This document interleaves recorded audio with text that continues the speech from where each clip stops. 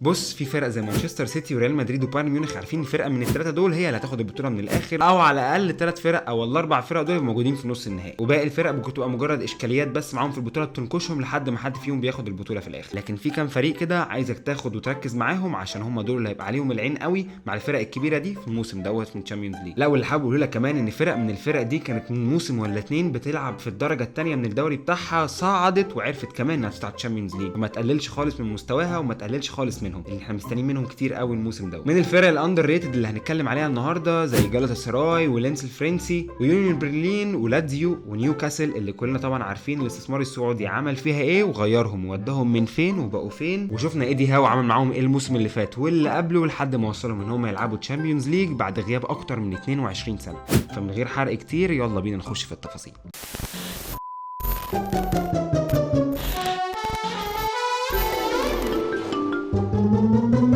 خلينا كده في البدايه نتكلم عن يونيون برلين، بما انها من اكتر الفرق الاندر ريتد اللي كانت موجوده في الدوري الالماني وصعدت وخدت حقها الموسم دوت، وانها تبان وسط كبار في دوري ابطال اوروبا. يكفي بس اقول لك ان المدير الفني بتاعهم فريش، اسمه فريش صح؟ يكفي بس اقول لك ان المدير الفني بتاعهم فيشر ماسكهم من 2018، واتفرج بقى على كميه التحولات اللي حصلت في الفريق من 2018 لحد يومنا هذا. صعد بيهم 2018 من الدرجه الثانيه من الدوري الالماني للدرجه الاولى، واتفرج بقى 3 مواسم اللي لعبهم في الدوري الالماني اتدرج فيهم في التصنيف من المركز السابع للخامس لحد ما وصل المركز الرابع الموسم اللي فات، عشان يوصل بيهم يلعبوا اول مره في تاريخهم تشامبيونز ليج. وعشان تعرف بس قد ايه النادي ده مشهور جدا في المانيا، والنادي ده جماهيري جدا وما يقلش حاجه عن بايرن ميونخ ولا بروس دورتموند ولا لايبزيج، فعايز اقول لك ان جماهير النادي اتبرعت انها تساعد الفريق في ازمات ماليه كتير جدا، انها تقف معاه وتساعده بساعات عمل كتيره جدا بدون ما تاخد اجر او مقابل، انها تساعده انه يطور الملعب بتاعه لحد ما وصل للشكل اللي شفنا بيه النهارده. لو فاكر ان هم زي ما لعبوا الدوري الالماني فداخلين الشامبيونز ليج على الله وبنفس السكواد، فلا خالص، هم طوروا السكواد بحبه لعيبه تقال في الشامبيونز ليج وعارفين هم بيعملوا ايه والمنظومه ماشيه ازاي. كفايه بس اقول لك ان هم لسه جايبين بونوتشي من يوفنتوس، مستني الشتاء بالعافيه والله. غير بونوتشي كمان جابوا كوسنز من انتر ميلان، واخر ماتش لعب معاهم جاب فيهم جونين، غير طبعا فولاند اللي جالهم من الدوري الفرنسي من موناكو وكان هداف من هدافين الدوري الفرنسي الموسم اللي فات. فالفرقه تقيله وعارفه هي بتعمل ايه، وعارفه انها داخله على الشامبيونز ليج، وموسم ولا اتنين هنشوفها بتنافس بايرن وبريس دورتموند على لقب الدوري في المانيا. بالنسبه بقى لفرصهم الموسم دوت في الشامبيونز ليج، فهو معاهم في المجموعه ريال مدريد والنابولي. بالنابولي بتعمله دوت انها تمشي سباليتي، وسباليتي يسيب الفريق ويروح يمسك منتخب ايطاليا مكان مانشيني اللي راح ومسك منتخب السعوديه. فنابولي تعمل ايه في الاخر بقى؟ تروح تجيب رودي جارسيا يمسك الفريق خلفا لسباليتي اللي كان معاهم موسم اكتر من رائع وعملوا فيه اعجاز، وبعد كمان ما وصلوا لنص النهائي في الشامبيونز ليج كل ده يتفور ويمسك واحد جديد الفريق وهو داخل على الشامبيونز ليج برده، وطموح الفرقه الله اعلم فيها رايحه فين. فاعتقد ان يونيون برلين قدامها فرصه كبيره جدا الموسم ده بعد ما توصل اول مره الشامبيونز ليج انها تطلع مع ريال مدريد لدور ال 16 من البطوله. لا، ما انا بعمل لودنج بعد كده بخش هنعملها دلوقتي.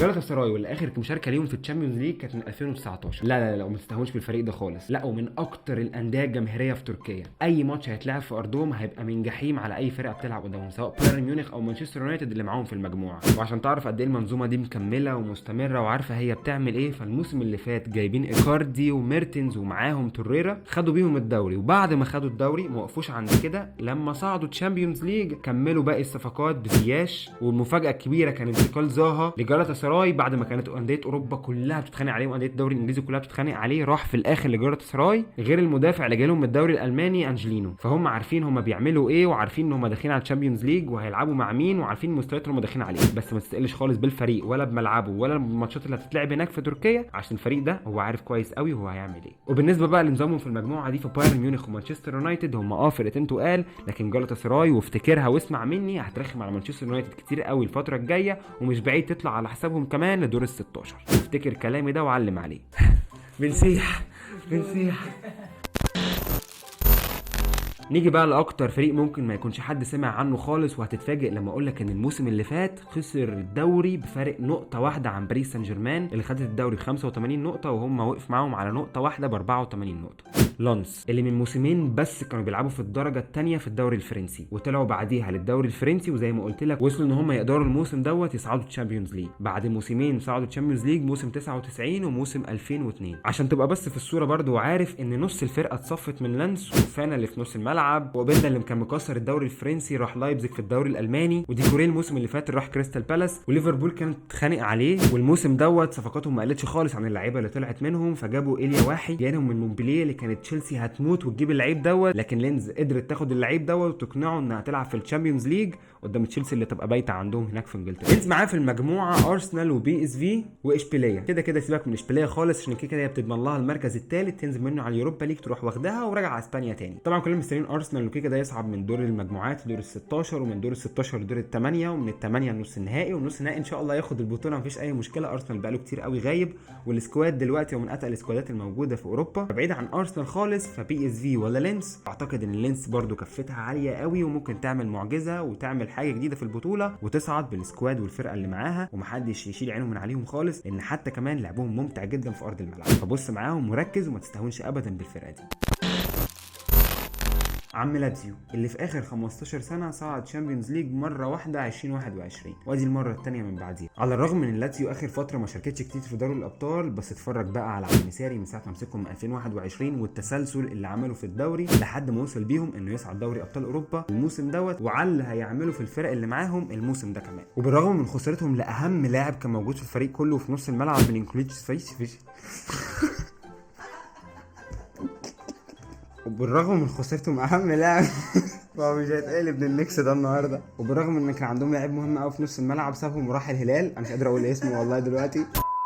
راح الهلال دخل لهم 40 مليون، ما سكتوش على كده، وعارفين هم داخلين دوري ابطال، فعوضوا اللاعب دوت بحبه لعيبه كده عليهم القيمه، وهيقدروا يعوضوا ميلينكوفيتش زافيتش، وان شاء الله هيبقى زي الفل وتمام. اللعيبه دي جندوزي وكمادا وكريستيانوس اللي كان جايب هاتريك في ريال مدريد، وده اهم انجاز عمله في حياته تقريبا. بالاضافه طبعا اللعيبه الخبره الموجوده في الفرقه من بدري قوي زي موبيلي وبيدرو وليمانيولي وطبعا فيليب اندرسون. المهم معاهم سكواد تقيل قوي يعرفوا ينافسوا بيه تشامبيونز ليج وهيعرفوا يخشوا وسط الكبار. طب معاهم مين بقى في المجموعه؟ معاهم حبه ناس هم كلهم هربانين من الدوري الاوروبي، فاينورد واتلتيكو وسيلتيك ولاتزيو رابح. فوسط المجموعه دي احنا عموما المجموعه دي ككل هنشوف فيها دعك وتنطيط وشقلبه، لان الاربع فرق تقريبا مستواهم قريب جدا من بعض. مش هقول لك ان لاتزيو كفتها اعلى بكتير من باقي الفرق اللي معاها في المجموعه، لكن على الاقل هي واتلتيكو مدريد عندهم كفه ومرشحين بشكل اكبر شويه من باقي الفرق اللي معاهم في المجموعه ان هم يصعدوا الدور ال16.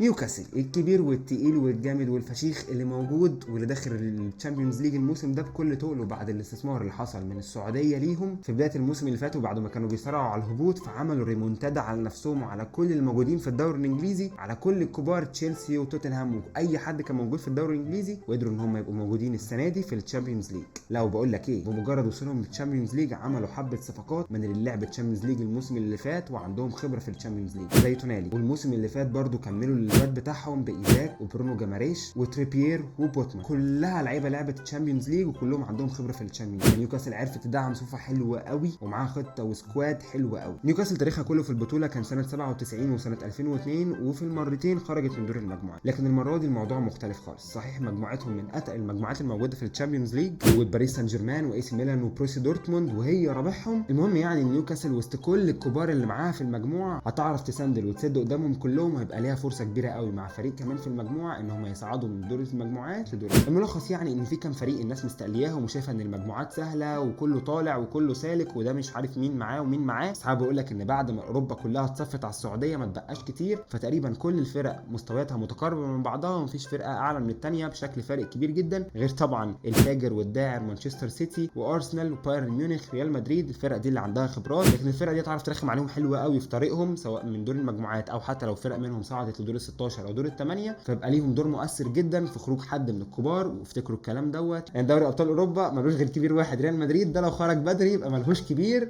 ونقدر ساعتها نشوف ان حد من الصغيرين دول ممكن يوصل لحته كبيره. المهم بس وفي النهايه ما تنساش تعمل لايك وسبسكرايب او تتفرج على اليوتيوب عشان في تغطيه كامله للتشامبيونز ليج وكل حاجه تحصل في التشامبيونز ليج وبره التشامبيونز ليج. اشوفكم الحلقه الجايه، سلام.